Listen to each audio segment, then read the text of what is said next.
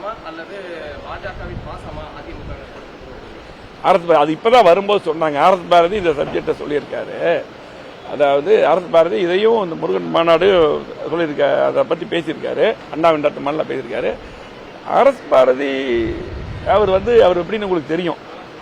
அவர் எப்ப பேசினாலும் பொய் மட்டும்தான் பேசுவார். எங்களுடைய பொதுச்செயலாளர் மேல அடிக்கடி ஏதாவது இன்னைக்கு அவருக்கு பொதுச்செயலாளருக்கு பெரிய செல்வாக்கு இன்னைக்கு பாத்தீங்கன்னா ஒட்டுமொத்த மக்களும் மீண்டும் முதலமைச்சர் எடப்பாடி வருவான்னு முடிவு பண்ணிட்டாங்க. அதே போல இந்த இதை பொறுத்தவரை பதில் சொல்லிட்டேன். இது முழுமையா அடிகளார் ராமசாமி ஆதீனம் அவங்களுடைய நிகழ்ச்சிக்கு போனோம். இதெல்லாம் ஆர்.எஸ். பாரதி இது என்ன நடக்குதுன்னு பார்த்துட்டு இதை பத்தி பேசணும், விட்டுருங்க. அதே போல அந்த முருகன் மாநாட்டுக்கு போனவங்க அங்க போகும்போது எங்களுடைய அமைச்சருக்கு போனாங்க. அங்க போகும்போது பேருங்கிற அண்ணாவை பத்தியோ பெரியாரை பத்தி இப்படி ஒரு நிகழ்ச்சி அவங்களுக்கு தெரியாது. அழைப்பு கொடுக்குறாங்க. அங்க இருக்க லோக்கல் முன்னாள் அமைச்சர்கள் ஒரு நிகழ்ச்சிக்கு போறாங்க. இது முருகன்கிறது இது அரசியலுக்கு அப்பாற்பட்ட அது மாநாடு. அது தெளிவா சொல்லியிருந்தாங்க. இதுக்கு முருகன் எல்லாரும் வணங்கக்கூடிய கடவுள். இதுக்கு போனது ஒன்றும் தப்பு இல்லை. அதே போல அந்த இது தெரியாது, அந்த சப்ஜெக்ட் தெரியாது. அதே போல எங்களுடைய தலைவர்கள் உங்களுக்கு எல்லாம் தெரியும். இன்னும் நீங்க பாத்துக்க, ஆர்.எஸ். பாரதி 1999 பிஜேபியோட கூட்டணி இருக்கும்போது அப்ப தெரியாதா? சென்ட்ரல் மினிஸ்டர்ல இருந்தாங்க, அப்ப தெரியாது பிஜேபி பத்தி. அதே போல 2001 சட்டமன்ற தேர்தல் கூட்டணி இருந்தாங்க, அப்பெல்லாம் தெரியாது. அதை பத்தி எல்லாம் பேச சொல்லுங்க, பேச மாட்டாங்க. அதே போல பாத்தீங்கன்னா 2024 முக்கியமான நாடாளுமன்ற தேர்தல் அண்ணாவை பத்தி சில விமர்சனங்கள் பண்ணின காரணத்தினாலே எடப்பாடியார் துணிச்சலாக ஒரு தைரியமிக்க தலைவராக அப்ப எப்படி முடிவெடுத்தான்னு தெரியும். எங்களுடைய தலைவர்களை முன்னோர்களை பேசினா எப்ப ஒத்துக்க மாட்டோம். அதே போல பொதுச்செயலாளர் தெளிவா சொல்லுவார், கூட்டணி வேற கொள்கை வேற. கொள்கையிலிருந்து எப்பவுமே எங்களுடைய தலைவர்கள் குறிப்பா எடப்பாடியார் அவர்கள் கொள்கை எப்பொழுதும் விட்டுக் கொடுக்க மாட்டாங்க, எந்த காலத்தில் விட்டுக் கொடுக்க மாட்டாங்க. உங்களுக்கு தெரியும், சமீபத்தில் கூட பாத்தீங்கன்னா அந்த இஸ்லாமியருக்காக அந்த வாக்கெடுப்பு வந்தது இல்லையா? ஆமா, அந்த டைம்ல உங்களுக்கு அதிமுக சம்பந்தப்பட்டவங்க எப்படி ஓட்டு போட்டாங்க? கூட்டணி இருந்தாலும் அப்படிதான் ஓட்டு போட்டாங்க. எதிர்த்தான ஓட்டு போட்டாங்க. தீர்மானம் வரும்பொழுது வக்போர்டு சட்டம் வரும்போது எதிர்த்து ஓட்டு போட்டாங்க. அதனால கொள்கை வேறு, கூட்டணி வேறு. அதே போல இவங்க சுயநலமா எப்படி வேணாலும் இன்னைக்கு எங்களுடைய பொதுச்செயலாளர் டெய்லி அறிக்கை விட்டுருக்காரு. அதே போல எப்படின்னா இந்த அரசாங்கம் மக்களிடம் தோல்வி அடைந்திருக்கிறது. ஆகவே இன்னைக்கு என்ன வேணாலும் பேசி திசை திருப்ப பார்க்கிறாங்க. இப்ப நாங்க ஒரு நிகழ்ச்சிக்கு போறோம், இந்த நிகழ்ச்சி வேற மாதிரி திசை திருப்பாங்க. அதே போல பாத்தீங்கன்னா முருகன் மாநாடு பொதுவான மாநாடு, எவ்வளவு பெரிய கூட்டம் இருக்குது. இன்னைக்கு பாரதிய ஜனதா கட்சியும் அண்ணாதிமுக கூட்டணி ஆயிடுச்சு. கூட்டணி ஆன பின்னால் அவங்களுக்கு பயம் வந்துருச்சு.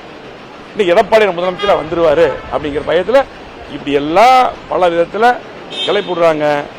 திமுக போல நம்ம ஆர்.எஸ். பாரதி போல சுயநலம் இல்லாத கட்சி. எங்களுடைய பொதுச்செயலாளர் இன்றைக்கு சிறப்பான முறையில் இன்றைக்கு மக்களிடம் நற்பெயரை பெற்றிருக்கார். 4 ஆண்டுகள் 2 மாதம் அற்புதமான ஆட்சி தந்தார். மக்கள் அதைத்தான் பேசுறாங்க. இந்த ஆட்சியில, திமுக ஆட்சியில எந்த திட்டம் வரல, இன்றைக்கு எதுவுமே நடக்கல. இன்னைக்கு அவங்களுடைய சம்பந்தப்பட்ட ஆர்.எஸ். பாரதிக்கும் சரி, அவங்களுடைய குடும்ப சம்பந்தப்பட்ட ஆட்சியாக பாக்குறாங்க. ஆகவே கண்டிப்பா இன்றைக்கு மக்கள் தெளிவா இருக்காங்க. எப்ப தேர்தல் இருந்தாலும் எடப்பாடி முதலமைச்சர் வருவார். ஆகவே ஆர்.எஸ். பாரதி அவர்கள் 99 பிஜேபியோட எது கூட்டணியில் இருந்தீங்க, தொடர்ந்து அமைச்சராக இருந்தீங்க. முரசொலி மாறன் எதுவரை அமைச்சராக இருந்தாலும் தெரியும். அதே போல 2001 எது கூட்டணியில் இருந்தீங்க, நீங்க இருந்தா கூட்டணியில் இருந்தா அப்ப எந்த எப்படி வேணாலும் சமாதானம் பண்ணிக்கலாம், எப்படி வேணாலும் அவங்க கொள்கையை மாத்திக்குவாங்க. நாங்க தேர்தலுக்காக பல கட்சியோட கூட்டணி வைப்போம். ஆனால் எங்க கொள்கையில் இருந்து என்றைக்கும் விட்டு கொடுத்தது கிடையாது. எடப்பாடியார் அது தெளிவாக தான் இருக்காரு.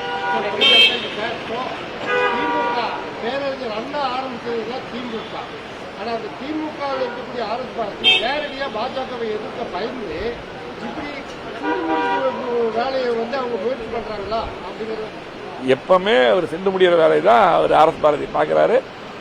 அவரு பாத்தீங்கன்னா அவர் வயசாயிருச்சு. அதனால இன்னைக்கு பாத்தீங்கன்னா டெய்லி ஏதாவது ஒரு அறிக்கை விட்டுருக்காரு. ஆனா அந்த அறிக்கை விட்டுறதெல்லாம் பாத்தீங்கன்னா தெளிவா மக்களுக்கு புரியும். அது எதுவுமே உண்மையா இருக்காது. எங்களை பொதுச்செயலாளரை பத்தி மக்களுக்கு தெரியும். அதே போல இந்த முருகன் மாநாட்டை பத்தி அவர் ரொம்ப கேவலமா அறிக்கை விட்டுருக்காரு. இந்த கேவலமா எல்லாம் அதிமுகருக்கு அந்த மாதிரி எல்லாம் பேச முடியாது. எப்பொழுதுமே அதிமுக எடப்பாடியார் தலைமையில சுயமரியாதையோடு கொள்கை விட்டுக் கொடுக்காத இயக்கமாக எப்பொழுது இருக்கும். திமுக பொறுத்தளவுக்கு எடப்பாடி முதலமைச்சர் வந்துடுவார், அதிமுக வந்துருன்னு சொல்லி போட்டு இந்த மாதிரி வேலையில் தான் சமயத்தில் பாக்குறாங்க. அவளை எந்த பிரச்சனை திசை திருப்பி அப்படி ஊடகத்தில் பேச வச்சு இப்படி திசை திருப்பி கொண்டு போயிட்டு இருக்காங்க. இன்னைக்கு பாரதிய ஜனதா கட்சியும் அதிமுக சேர்ந்ததுமே மக்கள் முடிவு பண்ணிட்டாங்க. கண்டிப்பா அதிமுக ஆட்சி எடப்பாடியார் தலைமையில தமிழ்நாட்டில் உறுதி என்று இன்னும் அதிகமான கட்சிகள் எடப்பாடியார் தலைமையில வரும். நிச்சயமாக கண்டிப்பாக அதிமுக ஆட்சி எடப்பாடியார் முதலமைச்சராக வருவார். நன்றி, வணக்கம். செய்திகளை உடனுக்குடன் தெரிந்து கொள்ள உடனே சப்ஸ்கிரைப் பண்ணுங்க.